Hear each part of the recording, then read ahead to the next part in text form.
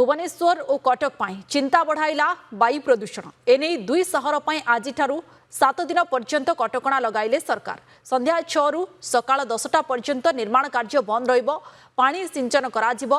वायु प्रदूषण ने लगातार समीक्षा करा जाउछि। आज ओडिशार वायु प्रदूषण ने उच्चस्तरीय बैठक डाकिछन्ति जंगल और परिवेश मंत्री गणेश राम सिंह खुंटिया। बैठक रे वैज्ञानिक विशेषज्ञ और इंजीनियर उपस्थित रहिबे। वायु प्रदूषणर कारण खोला जिवो। प्रतिकारर व्यवस्था मध्य ग्रहण करा जिवो बोली कहिछन्ति मंत्री।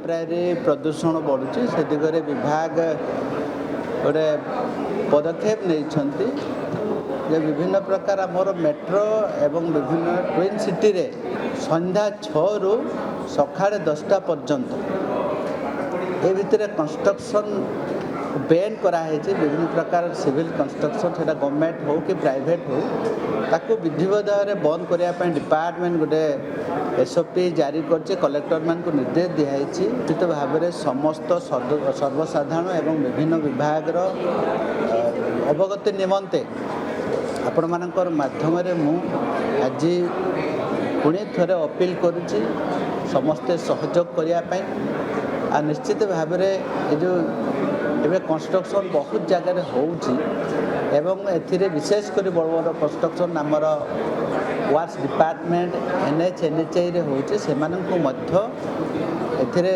एई अंतर्भुक्त हेबे ने जो हिसाब रे पानी दबा कथा स्ट्रिक्टली करिया कथा से दिगरे मध्य विभाग तदंत करिवो। जो माने जो नीति नियम को मानिबे तांको विरुद्ध रे मध्य कठोर कठोर कार्यानुष्ठान न्याय बोली विभाग तरफ जारी करा है। धन्यवाद।